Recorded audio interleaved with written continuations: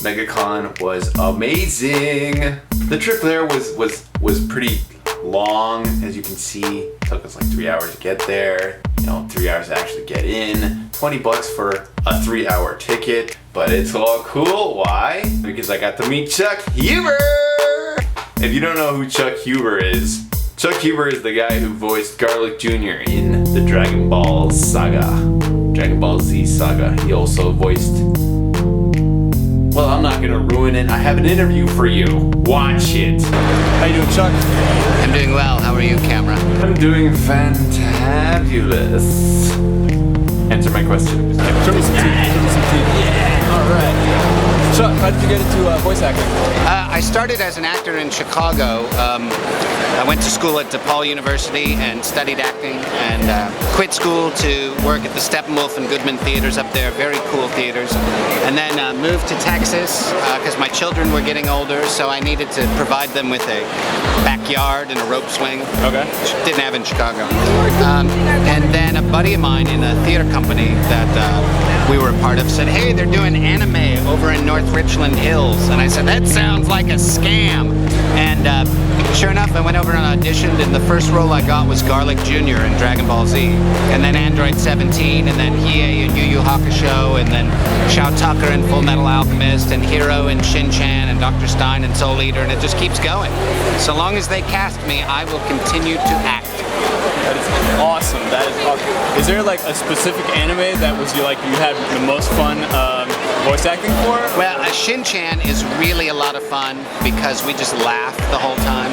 It's a lot of fun because we enjoy it so much, and it's usually pretty easy. It's not as far as technique, it's usually not as technical as some of the fighting shows, because the fighting shows have lots of reactions and stuff that can be difficult on your voice. So when I'm playing Hero, it's really in my rhythm, and I don't have to do a lot of.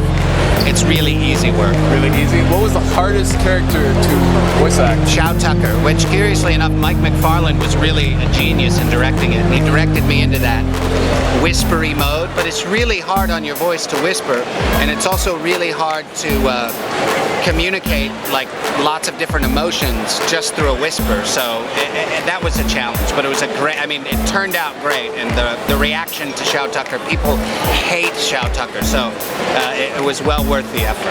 Oh, okay, cool. Do you have any advice for anyone who wanted to get into voice acting?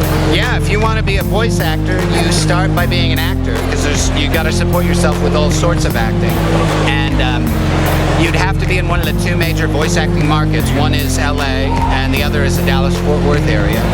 And you start just by being an actor. I mean, the way I fell into anime voice acting was a buddy of mine knew the director and recommended me for an audition, but I knew him through theater, and we had actually met doing a children's show. So I started doing a children's show with this guy, and then the theater company, and then he recommended me to this audition, and so that's how it happens. If you want to be in the business, you got to be in all aspects of the business.